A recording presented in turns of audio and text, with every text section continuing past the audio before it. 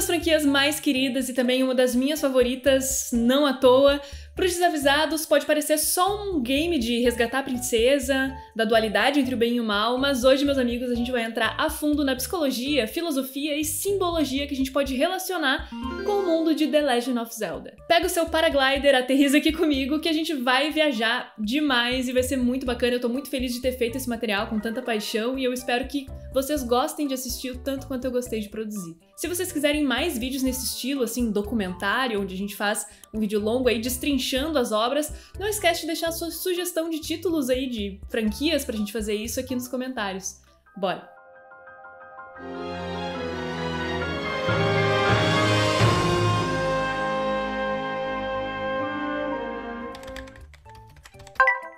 Com seu início lá no Nintendinho em 1986 pelo excelentíssimo Miyamoto, The Legend of Zelda é um jogo de RPG que já era altamente ambicioso pro seu tempo. Um grande mapa, dungeons e muitos, mas muitos elementos que a gente pode ver até hoje presente nos jogos mais atuais.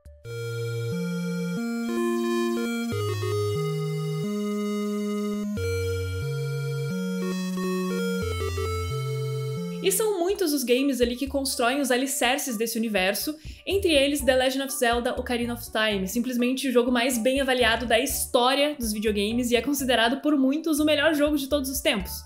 Logo a gente vai falar um pouco mais dele, mas calma aí que já chegamos lá.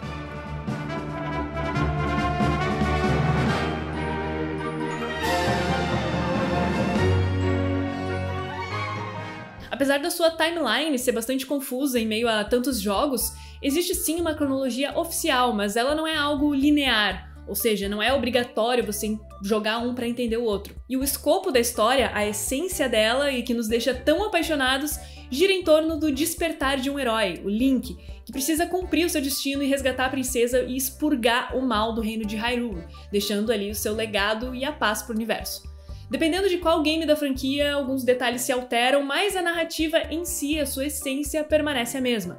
Também existe uma mitologia em volta desse universo do game, itens mágicos, seres, povos e raças, todos com suas características e costumes singulares, que dá a sensação de a gente estar explorando um universo que, apesar de fictício, é cheio de vida. Em geral, a jogabilidade de Zelda é projetada para nos envolver e nos deixar imersos nesse universo de exploração, onde a dificuldade vai aumentando gradativamente e a gente consegue novos itens e novas melhorias na medida que a gente avança. Existe um sistema muito interessante na psicologia que deixa o game ainda mais relacionável, como o simples fato que a gente pode colocar o nosso próprio nome no personagem, fazendo com que várias caixas de diálogo sejam personalizadas e mais direcionadas pra gente, o que tornou bem comum em RPGs.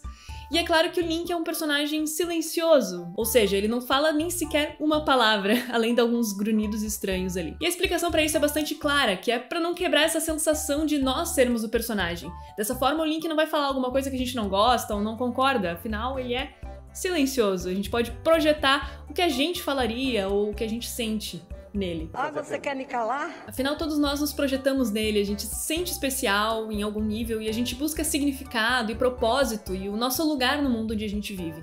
E não é porque ele não fala que ele não tem uma personalidade cativante e corajosa.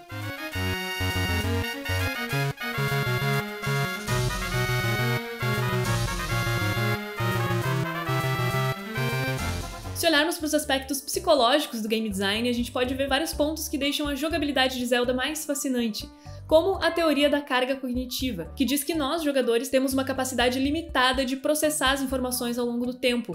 Logo, em Zelda, os itens e habilidades vão sendo explicados ao longo da jogatina ali, onde a gente vai explorando, evoluindo as narrativas e dessa forma evita uma sobrecarga de texto ou de informações sem deixar o game maçante, digamos assim. Também existe a aprendizagem por reforço, que também é algo muito estudado na psicologia comportamental e a gente vê a maioria dos jogos hoje em dia utilizando, que é o jogador ser recompensado após alguma atitude que o jogo quer que você faça novamente, ou punido caso você execute algum comportamento que o jogo não quer que você reproduza, como por exemplo, morrer caso você encoste em algum inimigo ou receba uma pedrada na cabeça daqueles alface gigante. Ou seja, o jogador é recompensado pelas suas conquistas e punido por algumas outras atitudes. Dessa forma, você aprende de uma forma prática a como conduzir o personagem. E eu sei que falando nisso hoje em dia parece algo super óbvio, mas na época que o game lançou, lá o primeiro da franquia, era algo espetacular e muitos desses achados aí começaram com o Mario Bros. Mas isso é assunto para outro vídeo. Olhando para o mundo real, Samsara, dentro de algumas correntes espirituais, como o budismo, é o ciclo de nascimento, morte e renascimento do qual todos os seres vivos entrariam e estariam submetidos. No budismo, Samsara é visto como um ciclo de sofrimento e insatisfação que é resultado do apego e da ignorância. Dentro das mitologias de Zelda, a principal é que Hyrule está condenada a uma maldade que reine de tempos em tempos, e um herói com sua Master Sword renascerá em cada época para cumprir o seu destino, fazer com que ele seja traçado e o mal adormeça novamente. We rely on your knight, and that legendary sword he carries. Our last line of defense will be Link. E a jornada não é fácil. Link sempre percorre um longo caminho, se aprimorando, ajudando pessoas ao seu redor e aprendendo sobre as lendas que foram passadas de geração em geração e que guiam o seu destino. Apenas assim, visitando diferentes povos, obtendo conhecimentos e se fortalecendo, é que ele será digno de empunhar a Master Sword e cumprir o seu destino. Ou seja, Link precisa evoluir junto da gente na jornada. Não só como guerreiro, mas como uma pessoa, para dar um fim ao ciclo de sofrimento para que outro comece. As ações de Link e as suas escolhas e a relação com o mundo ao redor tem consequências diretas no desenrolar da história.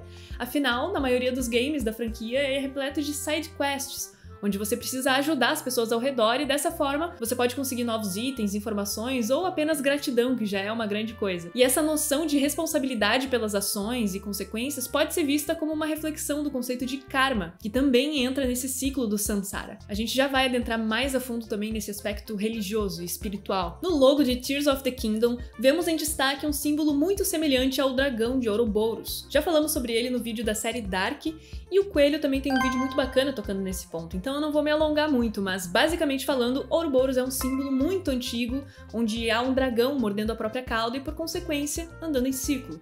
E é atrelado a diversos significados, como um ciclo eterno, renovação, morte, destruição. Link é o herói destinado a combater a escuridão, que é personificada em Ganon. O Ouroboros, ao formar o ciclo completo, ele simboliza a união de polaridades, representando essa conexão dos pontos que se complementam. Simbólico, né? O Ouroboros é um símbolo tão antigo que é difícil de encontrar suas verdadeiras origens, sendo que ele está representado em diversas culturas e mitologias com significados bastante parecidos. O ciclo que rege o universo. O próprio nome do protagonista Link significa elo, e muito disso, inicialmente na franquia, foi pensado pro Link ser num ambiente totalmente futurista, onde ele coletaria chips e viajaria no tempo. E ainda bem que a história tomou outros rumos, digamos assim, mas o nome Elo ainda faz muito sentido com essa temática de ciclo, de renascimento e afins, e os próprios títulos da franquia já diz muito sobre essa ideia, que é um elo com o passado, o despertar do elo, um elo entre os mundos, entre muitos outros. Mas e aí, será que estamos presos em um ciclo onde somos predestinados ao nosso futuro e a nossa possibilidade de escolha não existe? Bom, esse é um debate filosófico imenso e nem eu e nem as lendas de Hyrule vão te dar uma resposta certa. Mas eu posso te dar ainda mais perguntas, o que é mais legal, digamos assim. I know why I am here. It's something only I can do.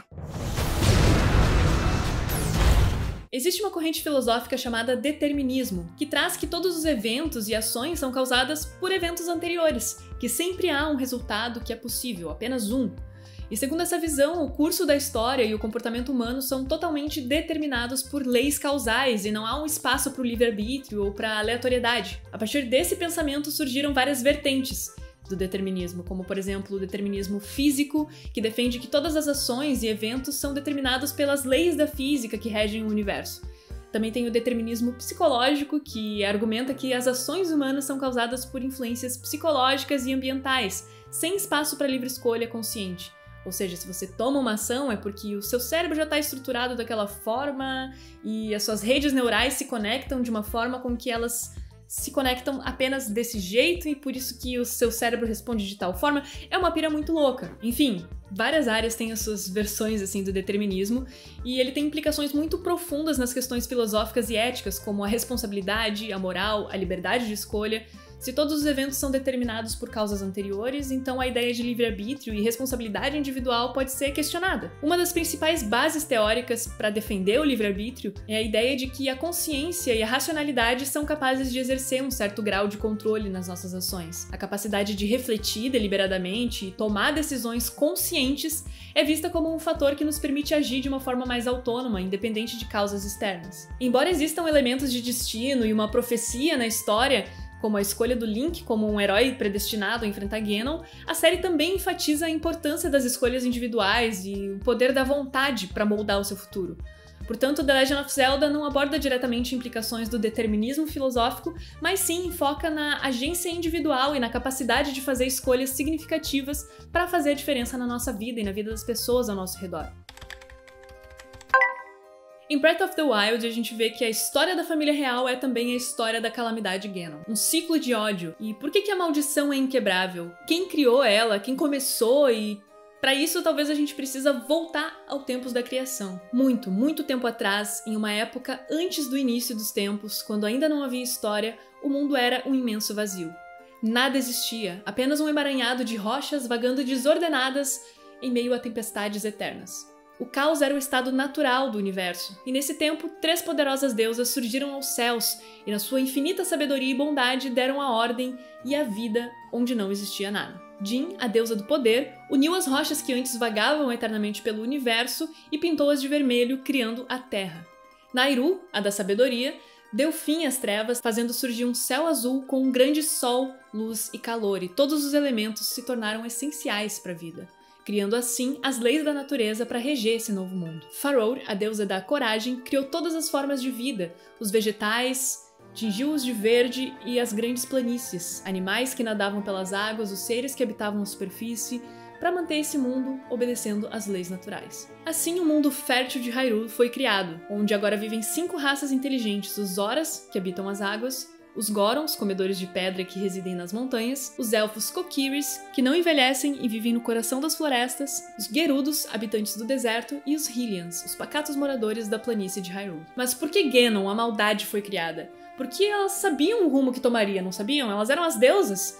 E qual o sentido de criar o sofrimento e a maldade em um mundo onde antes já não tinha nada? Não tinha isso. Por que criar? Bom, no final de Twilight Princess é dito que a luz e a escuridão são 2 lados da mesma moeda, o que nos leva a crer que o universo de Zelda é feito pensado no equilíbrio, o que faz com que as deusas tenham criado um mal necessário, um mal que se diferencia, no qual a bondade prevalece. O que seria a bondade se não existisse a maldade para diferenciá-la? Mas esse mal, assim como o mal na nossa realidade, sempre esteve presente como um elemento fundamental para construir não só o mundo ao redor, mas também quem nós somos.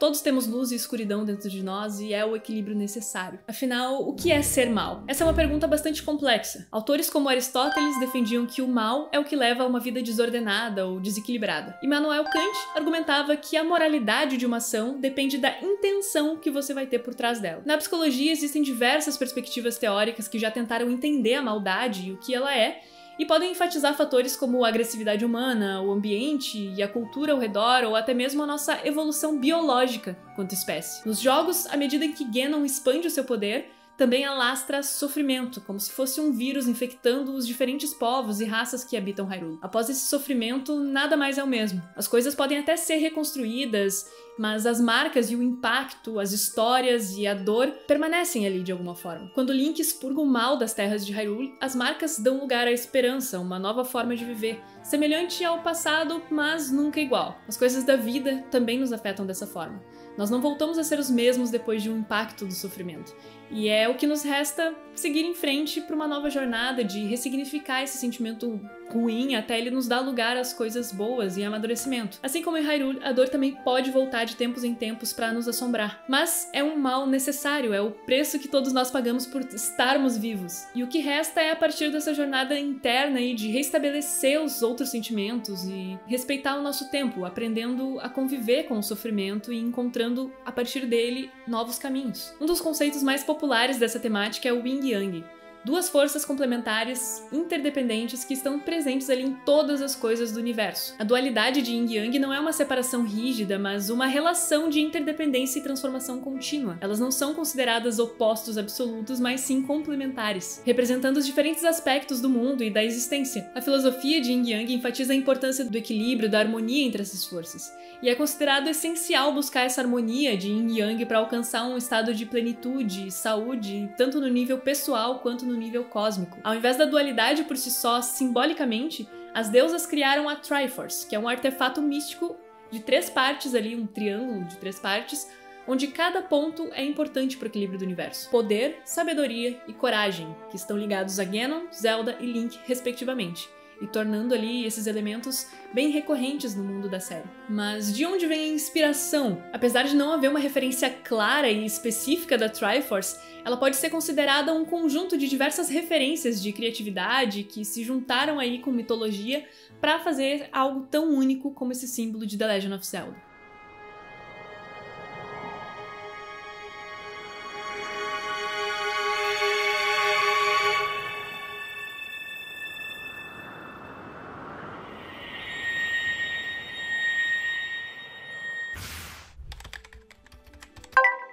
Visualmente falando, os símbolos dos 3 triângulos é utilizado por centenas de anos em diversas famílias, como o clã Hojo, que teve uma grande influência no Japão medieval. E na prática, a família detinha o poder do governo, muitas vezes ditatorial, e também foram conhecidos pela expulsão dos mongóis. Mesmo após a decadência do clã, o símbolo ainda é facilmente encontrado representando outras famílias em diversos túmulos, inclusive do Gunpei Yokoi, que é o criador do Game Boy, que morreu em 1997 em um acidente de carro, e inclusive ele era um grande mentor para o Miyamoto. E apesar dele nunca ter dito expressamente de onde veio a inspiração da Triforce, sabemos que é um símbolo muito presente na cultura japonesa, seja em templos ou até mesmo no meio corporativo. Também há quem defenda que, assim como a arquitetura de alguns dos jogos, o simbolismo da Triforce também pode ter uma influência na Europa Ocidental medieval, onde os triângulos ali eram muito usados para representar a Santa Trindade, Pai, Filho e Espírito Santo, e que teve uma forte influência na época em obras de arte e em grandes catedrais, como também nas ambientações ali de Ocarina of Time. Inclusive, a gente pode ver algumas referências diretas ao cristianismo na franquia, como por exemplo o Book of Magic, o livro da magia, que é presente na saga, e ele tem um crucifixo lembrando uma bíblia cristã. Inclusive, na versão japonesa do game, o Book of Magic se chama Bíblia, ou Bible, enfim. E em Zelda 2, The Adventure of Link, existe um item que é um crucifixo que permite ver os inimigos que normalmente não seriam vistos a olho nu e navegar pelos vales da morte.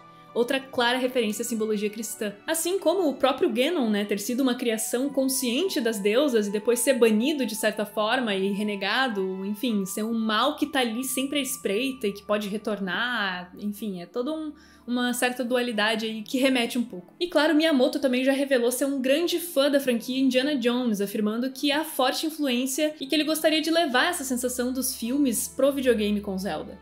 O que confirma ainda mais que eles podem ter bebido das mesmas fontes de simbologia ocidental. E claro, sempre vai ter aquela teoria que diz que a Triforce é um triângulo justamente por ser uma forma mais simples e destacável para as limitações gráficas da época. E mais ou menos uma justificativa aí parecida com a do Link ter cabelo roxo em A Link to the Past. No artigo Gamificação no ensino de história, o jogo The Legend of Zelda na abordagem de medievalismo, os autores falam como o universo de Zelda é rico de simbolismos que podem ser um grande auxílio para ensinar o contexto medieval em aulas de história para crianças e adolescentes, com o objetivo de facilitar e despertar o interesse do aluno sobre esses conhecimentos históricos. Alguns pontos que eles citam no artigo e que podem ser bem interessantes de trabalhar em sala de aula é o maniqueísmo, que é uma antiga doutrina religiosa e filosófica bem dualista, ou seja, que acredita na existência de um conflito fundamental entre o bem e o mal e que é considerado bem próprio ali da mentalidade medieval, além do contratualismo relacionado com as obrigações com as entidades mágicas e da belicosidade presente no processo de resgatar a princesa. Outro ponto que eles destacam é a mitologia pagã dos povos Zora, entre vários outros. Miyamoto conta que cresceu em um ambiente muito arborizado, com muitas montanhas e cavernas, e quando ele era pequeno amava explorar e descobrir novas coisas. E ele tentou recriar esse sentimento em Zelda, mas um ponto bem interessante é a ligação que Miyamoto tem com o templo shintoísta. No Japão, a antiga religião nacional era o shintoísmo, que a partir do ano 500 d.C. passou a enfrentar uma dura competição com o budismo e as suas religiões acabaram por influenciar uma outra. O shintoísmo não conta com nenhum credo ou código de ética expressamente formulado, mas a sua essência são as cerimônias e rituais que mantêm ali o contato com o divino. Costuma-se dizer que o shintoísmo possui diversos milhões de deuses, ou kamis, que do japonês pode ser traduzido como espírito, que se manifesta em forma de árvores, montanhas, rios, animais, seres humanos. Não só a árvore Deku é um grande exemplo disso, que poderia ser considerado um kami, como também diversos elementos da natureza que rondam a atmosfera de Hyrule com vida própria, fazendo do shintoísmo quase que uma parte da lore do game.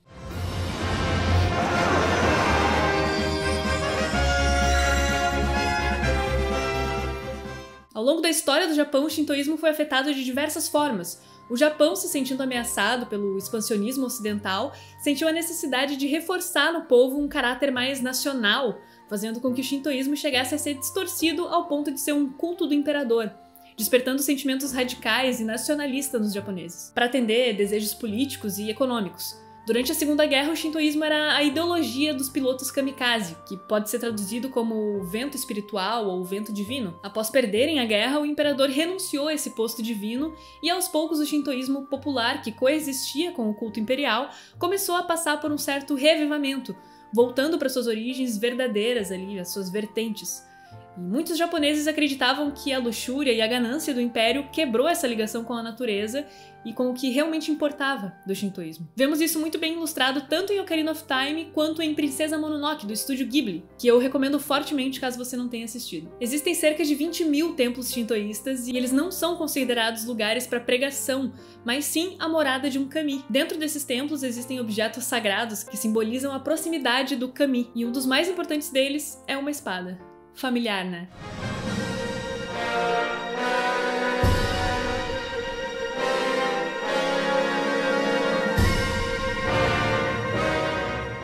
Além dos diversos itens que fazem referência ao sagrado e que podem ser encontrados nos jogos, como as magatamas, por exemplo, que aparecem amplamente na mitologia do Japão, também existem 4 elementos que sempre vão estar presentes nos cultos shintoístas.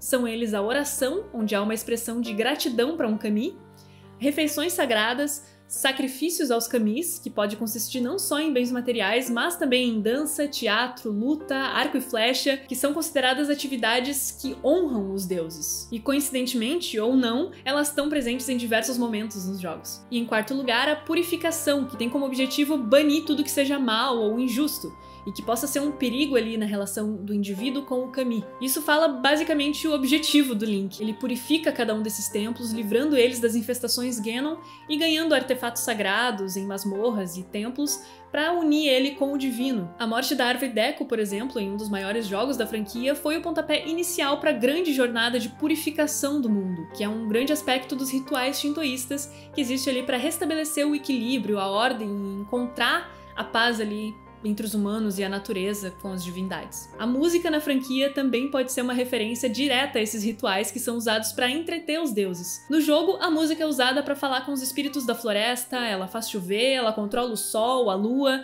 tem a balada da deusa, é um elo direto entre o Link, ou melhor, nós, jogadores, com a natureza e com o divino.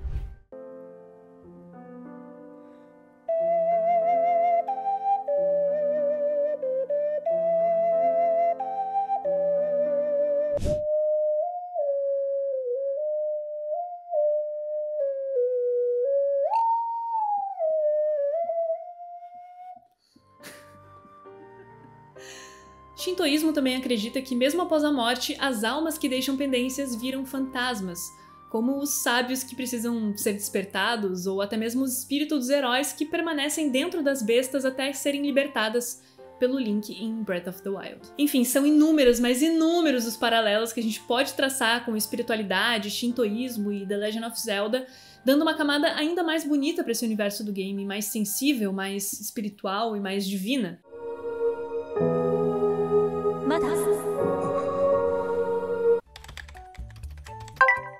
Algo que deixa Link um personagem tão fascinante é que ele segue a fórmula da jornada do herói, que basicamente falando é um modelo narrativo, quase como uma receita de bolo que é encontrada em diversas mitologias e histórias que descreve a trajetória de um personagem em busca de um objetivo.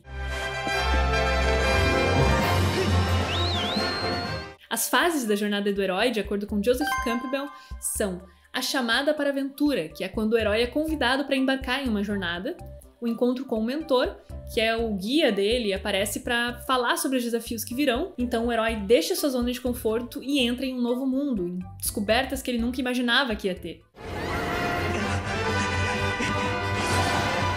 Passa pelo caminho das provações, em que ele enfrenta diversos desafios, inimigos e uma experiência com a deusa. Também tem a aproximação, que é quando ele se prepara para enfrentar o maior desafio, e a crise, que é quando ocorre esse maior desafio, o mais difícil da jornada, o mais épico. E por fim, o tesouro ou a conquista, que é quando o herói consegue alcançar o seu objetivo e retorna trazendo consigo a recompensa da sua jornada, que pode ser o que ele aprendeu ou o que ele fez para ajudar os outros. Alguns exemplos muito famosos que também utilizam dessa mesma fórmula da jornada do herói é Luke Skywalker, Frodo Bolseiro, Harry Potter, Simba, Neo de Matrix, entre muitos outros. Essas fases podem variar um pouco de acordo com a história ou com a mitologia em questão, mas em geral elas seguem uma mesma trajetória similar de transformação e superação de desafios pelo personagem principal. Em geral, Link nos é apresentado como um garoto ingênuo, que possui muita coragem e pureza. O garoto que não tem fada, um aprendiz que está sempre disposto a ajudar as pessoas ao seu redor com um forte senso de altruísmo.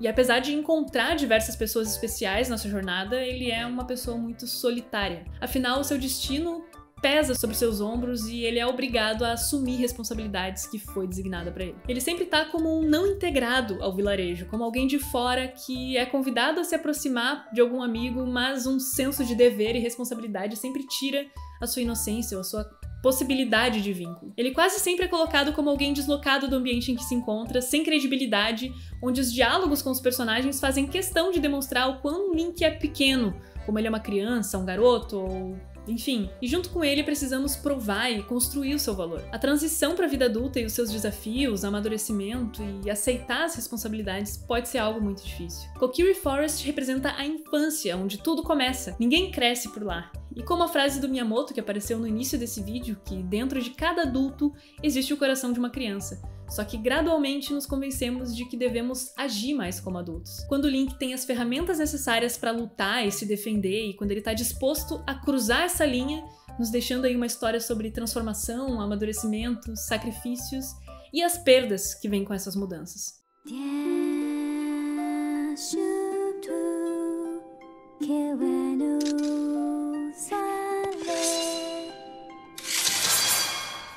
Se você tá comigo até agora, eu espero que tenha gostado dessa jornada tanto quanto eu. Foi um grande desafio falar sobre essa franquia que é tão amada por mim e por muitos de vocês, provavelmente.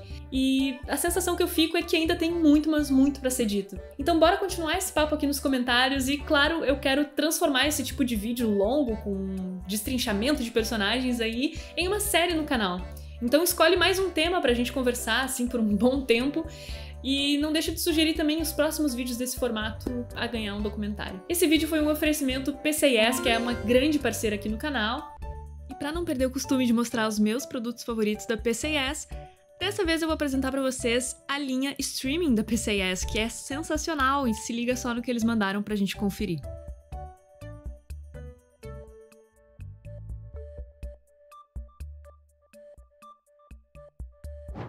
Primeiramente, essa webcam Full HD, ela tem interface do USB 2.0 e o cabo dela chega a 1,5 metros para te dar toda a flexibilidade aí pro seu setup, não importa a distância.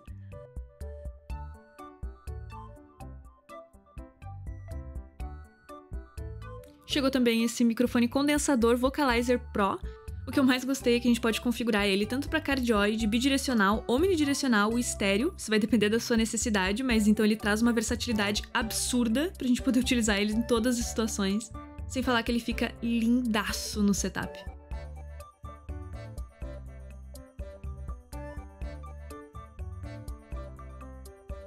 E se liga na barra de LED para monitor da PCS. Pra gente que lê bastante em conjunto com vocês e a gente precisa ter uma estrutura muito literária para compor esses roteiros aqui que vocês recebem no canal e no Instagram, a gente precisa de uma iluminação adequada pra gente poder fazer essas leituras, poder entregar o melhor possível de qualidade para vocês. O link para você encontrar esses e outros produtos, tanto da linha streaming quanto das outras linhas da PCS, você vai achar aqui na nossa descrição e você ainda apoia o canal clicando por ele. Muito obrigada pela sua atenção de sempre e tchau!